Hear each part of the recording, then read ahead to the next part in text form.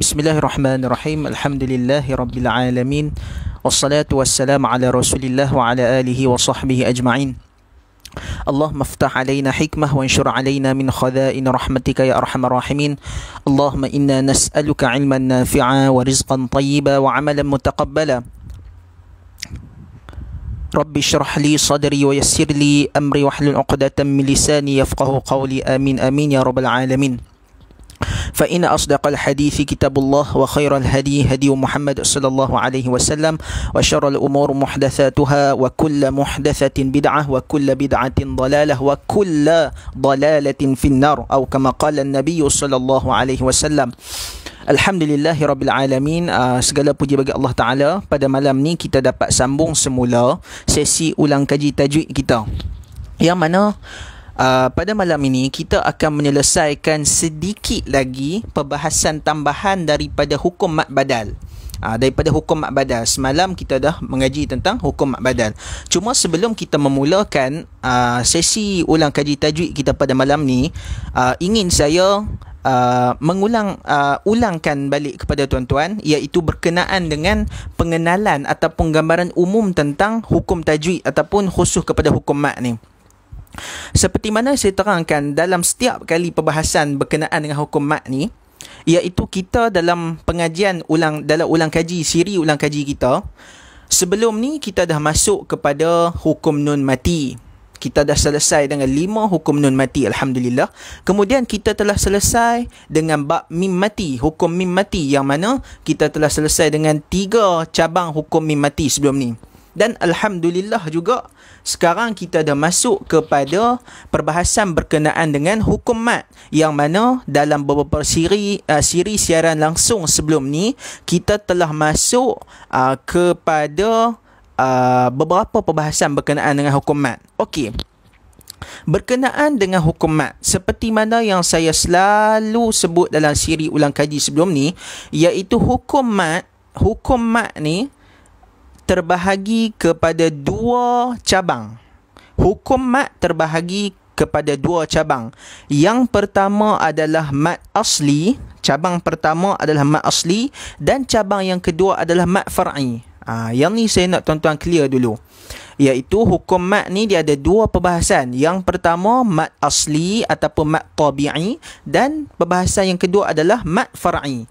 Dan Alhamdulillah kita juga telah menyelesaikan itu beberapa siri penerangan berkenaan dengan mat asli, yang mana dalam mat asli ni, dalam pecahan pertama mat asli ni, kita dah bahaskan tentang apa itu huruf mat. Kemudian kita juga telah membahaskan cabang-cabang ataupun hukum yang mana ada kaitan dengan mat asli, seperti mat iwad, seperti mat silah qasirah, seperti mat asli harfi. Kita dah sebut itu. InsyaAllah tuan-tuan yang nak mendapatkan penerangan secara lebih mendalam boleh tengok pada siri ulang kaji kita yang lepas. Okey.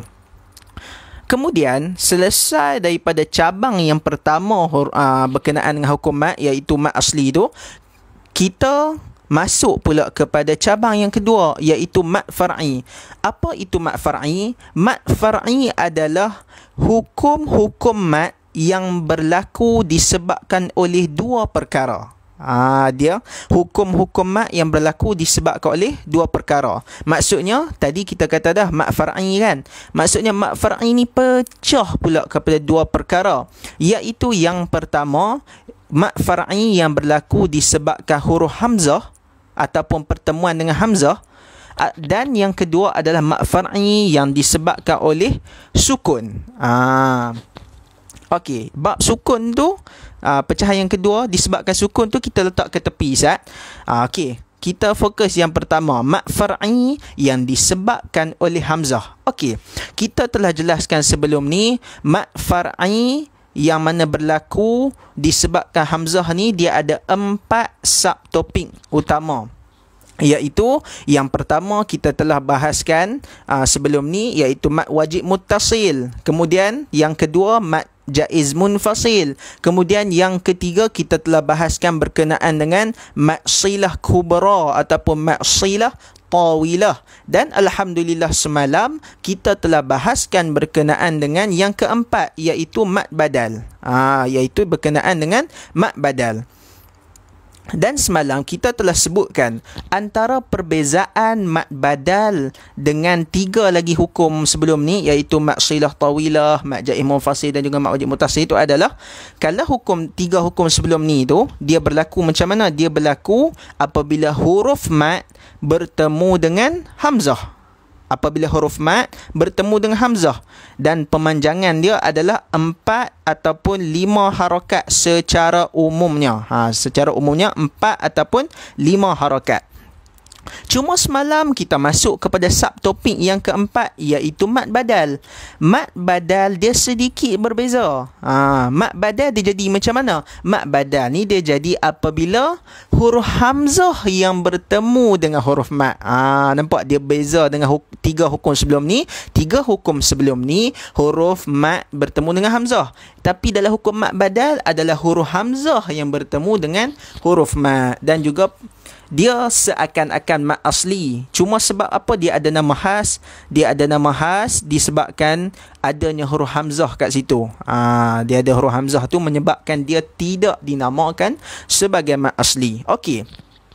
Dan malam ni kita nak masuk 2 perbahasan, dua perbincangan kecil daripada mad badal ni. Dia ada dua perbincangan kecil daripada mad badal ni, tapi nak kata kecil pun okey. Perbincangan pertama tu mungkin kecil, tapi perbincangan yang kedua tu kalau kita tak mengaji, kita akan baca dengan bacaan yang salah. Okey. Tanpa melengahkan masa, kita akan masuk pada ulang kaji kita yang pertama pada malam ni, iaitu berkenaan dengan mad syibhul badal. Mad syibhul badal, ataupun mad yang mana menyerupai mad badal. Mad yang mana dia menyerupai mad badal. Senang kata tuan-tuan, ibu ayah dan sahabat-sahabat yang menonton siaran ulang kaji ni, sama ada pada malam ni ataupun di masa depan, mudah-mudahan ada pahala untuk saya. Untuk makluman semua, dia sebenarnya kalau kita tengok secara langsung dalam Quran, dia sama aja mad badal dengan mad syibhul badal ni. Dia sama sahaja bentuk dia tu, bentuk tulisan dia tu. Cuma semalam dalam mad badal kita telah bahaskan asal usul mad badal, yang mana semalam saya sebutkan, iaitu mad badal, asal usul mad badal tu adalah fokus kita pada huruf mad tu. Kan kita kata dah mad badal ni huruf hamzah bertemu dengan huruf mad. Okey, kita dah jelaskan semalam asal usul huruf mad tu, yang mana kita sebutkan bahawasanya huruf mad tu sebenarnya asal dia adalah hamzah yang berbaris sukun. Saya ulang, asal huruf mad dalam hukum mad badal tu adalah hamzah yang berbaris sukun. Saya dah sebut semalam asal usul dia. Saya dah sebut dengan semalam. Yang mana contoh kita ambil perkataan amanu, hamzah, alif, mim, nun, waw. Okey, hamzah alif. Hamzah alif tu sebenarnya dia asalnya bukannya amanu. Asalnya adalah amanu. Asalnya amanu, tapi disebabkan pertemuan 2 huruf yang sama ni, ulama ubah, iaitu hamzah yang kedua bertanda sukun tu, yang menjadikan bunyi dia tu, jadi hamzah yang kedua tu ditukar menjadi huruf mad. Huruf mad, dan huruf mad tu dia berlaku atas beberapa sebab lah. Dan yang tu tak penting pun, yang pastinya kita dah tak asal usul. Okey, sebab apa saya cerita tentang asal usul dia? Sebab mad syibhul badal yang kita nak mengaji ni, dia nampak seakan-akan mad badal. Dia nampak seakan-akan mad badal. Contoh saya nak bawa malam ni, contoh dia Qur'ana. Saya buat contoh yang senang je untuk tuan-tuan. Qur'ana. Quran kita tu Qaf, Ra, Hamzah, Alif, Nun. Okey, dekat Hamzah Alif tu, kalau kita tengok secara umum, kita akan kata, ni mad badal ni. Tapi sebenarnya dia bukan mat badal. Dia adalah mat syibhul badal. Okey, persoalan kita, apa beza mat badal dan mat syibhul badal? Okey. Mat syibhul badal ni adalah, kalau kita tengok huruf mat dalam perkataan tu, sebenarnya dia adalah mat yang mana dia memang mat yang asli kat situ, mat yang asal. Maksudnya dia bukan berasal daripada hamzah yang berbaris sukun seperti mana mat badal sebelum ni. Kan kita kata mat badal, huruf mat dia tu sebenarnya berasal daripada hamzah yang berbaris sukun. Tapi bagi hukum mat syibhul badal ni, huruf mat yang kita tengok tu, dia tu asal usul dia memang huruf mat tu. Dia bukannya mat daripada hamzah ke dan sebagainya. Tak ada. Dia memang asal usul perkataan. Sebab tu saya bawa contoh yang mudah. Saya bawa contoh mudahnya Al-Quran. Al-Quran tu dia tak ada asal daripada mana. Dia memang Al-Quran. Dia memang Al-Quran. Dia tak ada kita nak kata dia Al-Qur'an ke, tak ada. No. Dia memang asal dia dah Al-Qur'an. Maksudnya huruf mat dia tu memang mat yang asli, yang tak mat daripada mana-mana huruf yang lain. Itulah perbezaan di antara mat badal dan juga mat syibhul badal. Kemudian kesimpulannya, tapi saya nak abang, sebenarnya sama ada mat badal ke mat syibhul badal ke, sebenarnya tuan-tuan tak perlu pening pun. Kalau kita nak baca dalam Al-Quran, kita jumpa je macam tu, kita anggap sahaja dia ni mat badal dan dia ni dibaca 2 harakat. Dan kalau tuan-tuan nak anggap dia mat asli pun, sebenarnya tak ada masalah pun. Bentuk dia tu memang bentuk mat asli pun. Sebab hamzah tu dia bertemu dengan huruf mat tu, bentuk dia memang lebih kurang macam mat asli. Dan jumlah panjang pun sama, 2 harakat. Tu sahaja. Mudah. Kira kesimpulannya, mat syibhul badal ke mat badal ke sama saja. Yang beza dia kat mana? Beza dia adalah asal usul perkataan tu. Asal usul saja. Saya tak mau ulang dah. Saya tak larat ulang dah. Okey.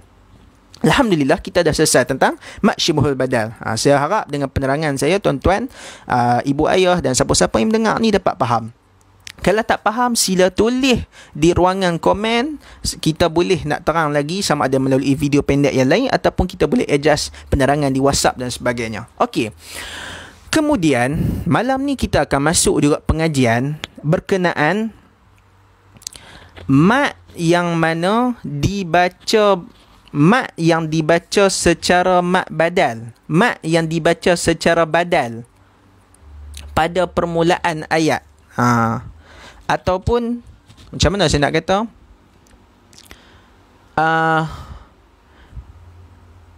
dia dekat situ, dia panggil hukum dia ibdal.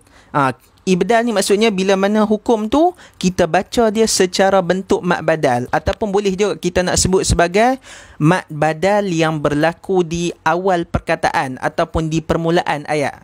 Senang pakai lagu ni lah. Kita pakai mat badal yang berlaku di permulaan ayat.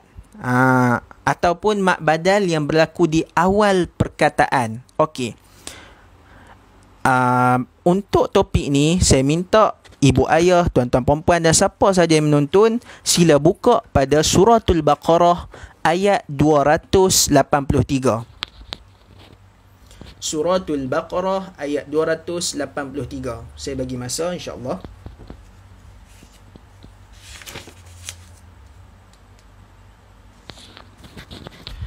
Okey, kalau ibu ayah dan sidang penonton sekalian tengok pada ayat Suratul Baqarah ayat 223, ayatnya berbunyi falyu'addil ladzi tumina amanatah, falyu'addil ladzi tumina amanatah. Okey. Dalam yang saya baca tadi, mungkin ibu ayah tertanya, apa yang berbezanya? Sama je, kalau tak tahu hukum ni pun mungkin boleh baca. Okey. Dia yang kita nak bahas sekarang, katakan kita baca keseluruhan ayat ni, kita tiba-tiba kita berhenti dekat ayat, dekat mana-mana perkataan lain, dan kita nak mulakan balik. Kita mengaji waqaf dan ibtida' tu kan, dekat mana nak berhenti, mana nak mula. Okey, katakan kita nak mula balik bacaan kita dekat tu, apa tu, tumina tu. Ataupun kalau saya percaya, kalau ibu ayah ataupun sidang penonton sekalian, kalau tengok awal mesti penonton sekalian akan baca dengan tumina. Sebab apa? Kita dibiasakan dengan kaedah melihat baris huruf yang ketiga, betul? Kita dibiasakan dengan kaedah melihat baris huruf yang ketiga. Tapi dalam perkataan ni, sekiranya kalau kita tak mengaji ilmu tajwid, kita akan baca dengan tumina. Tapi sekiranya kita mengaji tajwid, dia keadaan macam ni, dia tak dibaca dengan tumina. Jadi macam manakah kaedah bacaannya? Saya akan tunjuk. Sebab ni rakaman kalau saya tunjuk macam ni, dia nampak terbalik. Saya tak boleh nak tunjuk. Sebab rakaman ni dia tak boleh nak flip kamera macam live FB. Okey, tak apa, dengar saja penerangan saya. Contohnya perkataan tumina tu. Okey, ibu ayah tengok pada huruf hamzah huruf hamzah pada perkataan tumina tu, iaitu huruf hamzah yang berada selepas daripada hamzah wasal. Hamzah wasal cam tak yang mana? Hamzah wasal tu yang huruf alif, dia ada tanda sad kecil kat atas tu, ataupun saya duk sebut sebelum ni sebagai tanda berudu. Tanda berudu. Tengok dekat huruf tu. Okey, sebelah hamzah wasal tu ada huruf hamzah. Huruf hamzah yang duk atas waw tu. Huruf hamzah yang duk di atas waw. Jadi macam manakah kaedah bacaan dia? Kaedah bacaan dekat sini adalah ibu ayah ataupun sidang penonton sekalian, sidang penonton sekalian perlu buat apa? Yang pertama adalah perlu tukar huruf hamzah tu. Bukan perlu tukar. Sidang penonton sekalian perlu hapuskan huruf hamzah tu. Huruf hamzah tu dibuang. Dibuang. Kemudian kita dekat situ dah kita buang hamzah tu, kita nak baca macam mana? Jadi kita kena tengok rumah bagi huruf hamzah tadi. Kita tengok huruf yang di bawah huruf hamzah tadi tu huruf apa? Bawah huruf hamzah tadi adalah huruf apa? Huruf waw. Maka dekat situ dia perlu baca dengan tumina. Dan dibaca sepanjang 2 harakat. Dibaca panjang 2 harakat. Okey, saya ulang. Step dia adalah, apa yang ibu ayah perlu buat awal tu? Ibu ayah kena tengok huruf hamzah tu kan. Huruf hamzah tu perlu dibuang. Huruf hamzah tu perlu dibuang. Ataupun boleh juga kalau kita nak kata huruf hamzah tu kita pi letak kat atas hamzah wasal sebelah tu pun boleh juga. Tak ada masalah. Boleh. Sama ada kita nak kata buang kan, kita kata pi letak atas ni pun boleh. Mana pun tak apa. Kemudian okey, dah kita buang hamzah tu, kita nak baca lagu mana? Kita nak bunyi kat situ tumina ke, tumina ke, tumina ke? Jadi dia dibunyikan dengan tumina. Sebab apa? Dia dibunyikan sebab kita kena tengok huruf yang berada di bawah hamzah tadi tu huruf apa. Ataupun kalau dalam bahasa kitab tajwid saya, dia sebut kita kena tengok rumah kepada hamzah tu. Dia pakai rumah apa? Sama ada rumah waw ke, rumah alif ke, rumah ya ke. Dalam keadaan ayat ni, di bawah hamzah tu ada huruf waw, ataupun kita sebut sebagai adanya rumah waw. Jadi dekat situ ayat tu perlu dibaca dengan tumina. Dia dibaca macam tu. Kita anggap kat situ hamzah tu tak ada. Dan kita letak baris dhammah dekat atas hamzah wasal tu. Jadi dia dibaca tumina. Dia dibaca dengan tumina. Betul? Kemudian okey.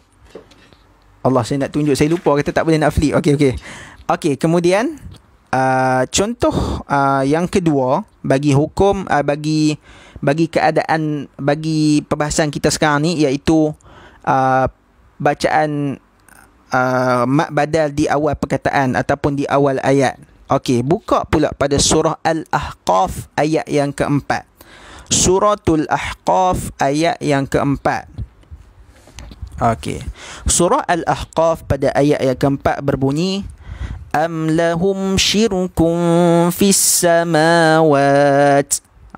Kemudian saya yakin siapa tengok ayat tu dia akan baca utuni bi kitabim min qabli hadza. Dia akan baca utuni. Seperti biasalah, dia akan tengok kepada huruf yang ketiga, baris huruf yang ketiga. Tapi sebenarnya kaedah dia sama dengan contoh yang saya bagi sebelum ni, iaitu kita tengok huruf hamzah dekat perkataan yang kita baca uktu ni tu kan. Okey, kita tengok huruf hamzah. Okey, kita tengok huruf hamzah.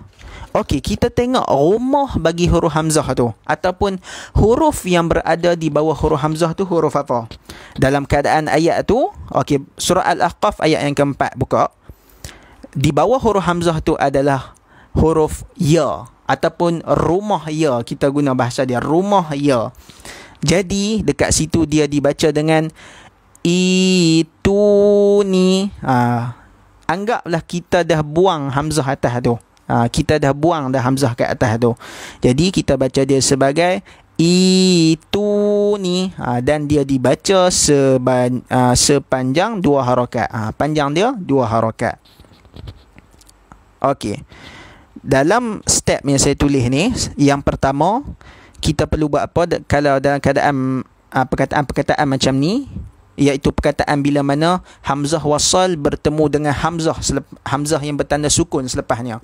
Saya ulang, macam mana kita nak baca bila mana hamzah wasal bertemu dengan hamzah yang bertanda sukun selepasnya. Jadi, yang pertama, kita perlu tukar hamzah yang bertanda sukun tu kepada huruf mat. Kita perlu tukar hamzah yang bertanda sukun tu kepada huruf mat. Sama ada huruf mat tu alif ke, waw ke, ataupun ya. Tapi bolehkah kita ikut suka hati je nak letak alif ke, waw ke, ya ikut suka hati kita? Tak boleh. Tak boleh. Jadi yang kedua apa kita perlu buat? Yang kedua adalah step dia, huruf mat ditentukan dengan cara, huruf mat tu ditentukan dengan cara kita melihat rumah. Kita melihat rumah bagi hamzah tersebut, bagi huruf hamzah bertanda sukun tersebut. Rumah tu apa dia saya kata tadi? Rumah tu adalah huruf yang berada di bawah huruf hamzah bertanda sukun tu. Macam dalam keadaan ayat ni, di bawah hamzah tu adalah huruf ya. Maka dekat situ dia dibaca dengan itu ni, bukannya tu ni, bukan nah. Sebab tu penting kita mengaji tajwid. Bila kita mengaji tajwid, kita tahu bahawasanya kat sini perlu dibaca dengan itu ni. Itu ni. Dan step yang ketiga, kita dah tahu rumah hamzah adalah ya, maka dibaca itu ni. Dan pemanjangan dia adalah 2 harakat. Okey. 3 step. Sekiranya kita jumpa hamzah wasal bertemu dengan huruf hamzah berbaris sukun. 3 step sekiranya hamzah wasal yang mana huruf alif atas dia ada sad kecil ataupun saya panggil berudu tu, bertemu dengan hamzah yang bertanda sukun. Step yang pertama adalah kita perlu tukar ataupun kita perlu hapuskan huruf hamzah tu dan kita kena gantikan dia dengan huruf mat, sama ada alif, waw ataupun ya.